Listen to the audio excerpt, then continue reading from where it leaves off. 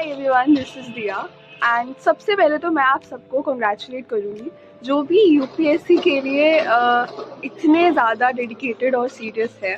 Because I feel कि ये मतलब इस एग्ज़ाम के बारे में प्रिपेयर करना ही इतना ज़्यादा कमेंडेबल होता है।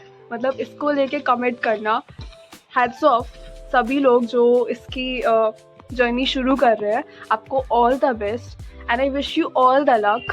एंड जो ऑलरेडी प्रिपेयर कर रहे हैं, you guys are warriors clearly. So जो हमारी वीडियो का थंबनेल भी है एंड जो टाइटल है, इट्स लाइक कि मैंने ऐसी कौन सी मिस्टेक्स कर दी थी जो मैं नहीं चाहती कि कोई बिगनर करे। गलती ये थी कि मैंने रिसर्च नहीं किया था एंड मैं बिगनर्स को यही बोलूँगी कि यार भाई बहनों, प्लीज़ 1 महीने के लिए तो अच्छे से रिसर्च कर लो।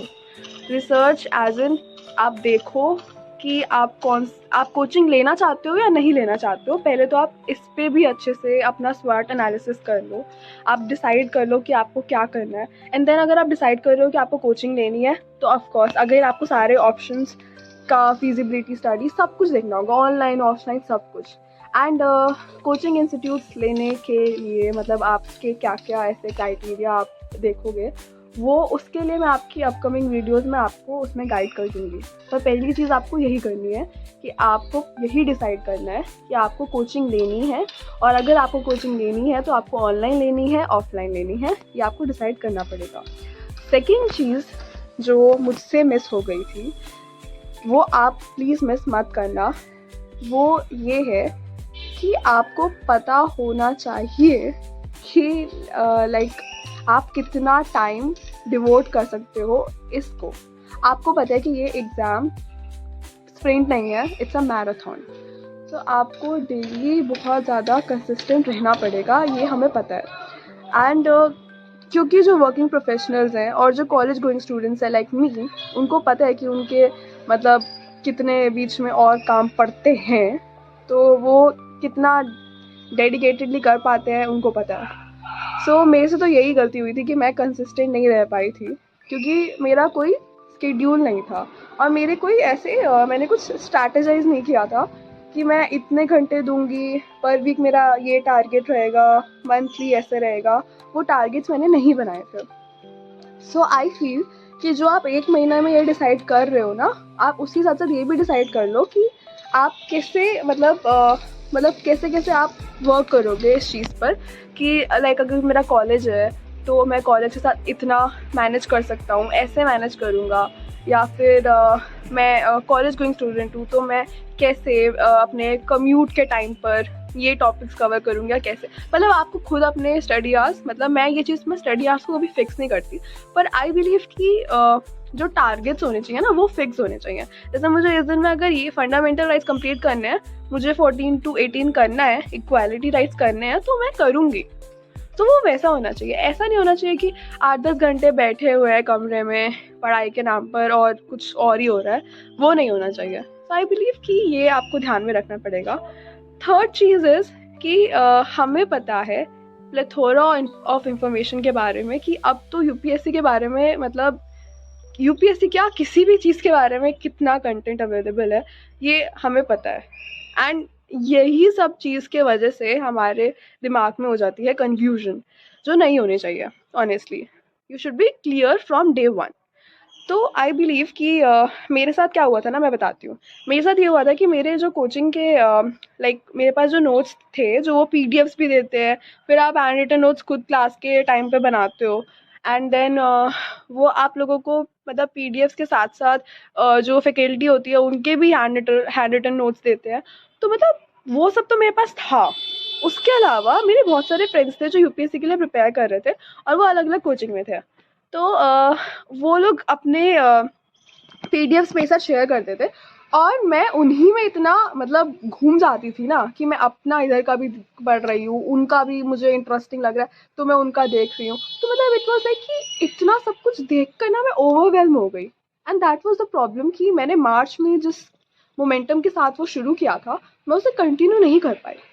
मतलब वो मोटिवेशन की कमी, आप मतलब आप क्या बोलोगे मुझे तो पता नहीं, मुझे सच में आई एडमिट कि मेरी मतलब क्या बोलूँ मैं उसे, बहुत गलत बात थी वो।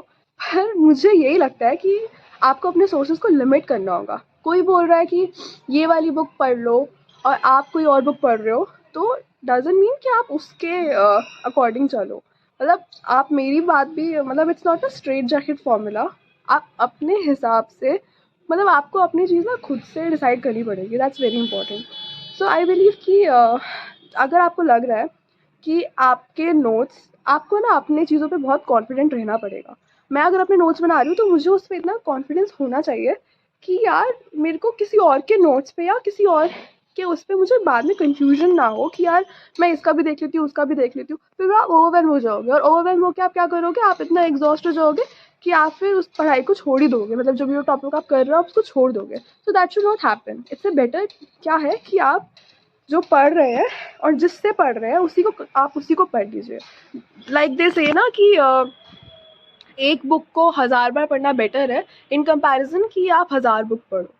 तो आप उसको ही मतलब अपना बेस बना के चलिए, जो भी आप, मतलब आपको बोला ना मैंने रिसर्च करने के लिए, तो आप उस चीज़ में कंफर्टेबल हो जाइए।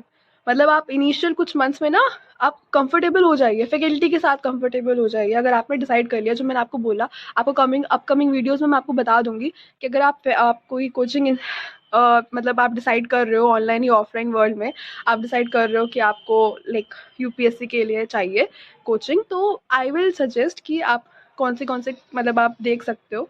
ऑफ कोर्स मैं किसी को स्पॉन्सर नहीं करूँगी, but I will help you कि आप अपना अपने अकॉर्डिंग आप उसको मतलब मैं क्राइटेरियाज कुछ ऐसे दूंगी जो आप अपने अकॉर्डिंग उसे फिक्स कर सकते हैं। अपार्ट फ्रॉम दैट, मेरे से जो और गलती हुई थी, मतलब मैं आपको फिर से एक बार रिमाइंड करवा देती हूँ, सोर्सेज का आप ध्यान रखिएगा। आप पहले अच्छे से रिसर्च कर लीजिएगा एंड देन आपको कंसिस्टेंट रहना पड़ेगा। इसके अलावा जो मैंने गलती करी थी दैट वाज कि मेरे से, हाँ, वो जो स्केड्यूल फिक्स था ना वो मेरे से एक तो हुआ नहीं, एंड उसके बाद मैंने रिवीजन पे ध्यान नहीं दिया। लाइक अगर मैंने वो चीज़ पढ़ ली है तो वो मैं रिवीजन में इतना ज़्यादा, लाइक मुझे इतना लगता था कि रिवीजन इज़ सो बोरिंग कि मैं उसको छोड़ ही देती थी भगवान भरोसे। एंड इवेंचुअली वही हुआ, मुझे कुछ भी मैं जब बाय द टाइम मैं अपने टेस्ट के लिए अपीयर होने लगी, सेक्शनल टेस्ट के लिए, तो मेरा अब्बा डब्बा जप्पा सब हो गया था। सो उसके लिए मैं यही सजेस्ट करूँगी कि आप प्लीज़ जो भी आप पढ़ रहे हैं उसको आप रात में रिवाइज़ करके सोइए। ज़्यादा नहीं, सिर्फ आधा घंटा लगाइए, एंड उसको डेली रिवाइज़ करना इज़ स्टिल बेटर।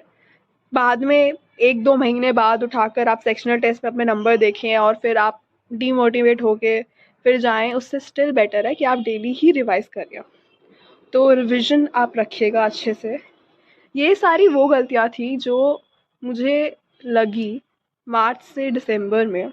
दिसंबर में मैंने कंप्लीट शिफ्ट लिया because I change my coaching, and तब से थोड़ा सा इफ़ेक्ट मैं बोलूँगी, अभी तो 1 महीना ही हुआ है, बट आई वुड से कि मैं थोड़ा सा फोकस्ड हो चुकी हूँ, एंड अपनी गलतियों से बहुत कुछ मैंने सीखा है। And I just want to seriously, I just want to congratulate each one of you again कि आप इस जर्नी को शुरू कर रहे हैं। I wish you all the luck, and I promise you कि 2027 तक, मतलब जो मेरा अटेम्प्ट है 2027 was is my first attempt, so मैं आप लोगों के साथ रहूँगी, एंड हम लोग ट्राई करेंगे साथ में ग्रो करने की। I will learn something from you, and I will promise कि जो भी मेरे से, मतलब मैं जो भी कुछ सीख रही हूँ, जो भी मुझे ऐसा लगता है कि मुझे शेयर करना है, I will definitely do that with you guys. So please show some love, and हाँ, मतलब क्वालिटी वगैरह अच्छी हो जाएगी यार। अब मतलब मेरी फर्स्ट वीडियो है, थोड़ा सा तो लाइक तुम लोग भी एडजस्ट कर लेना, and please show some love यार, प्लीज़। Bye bye.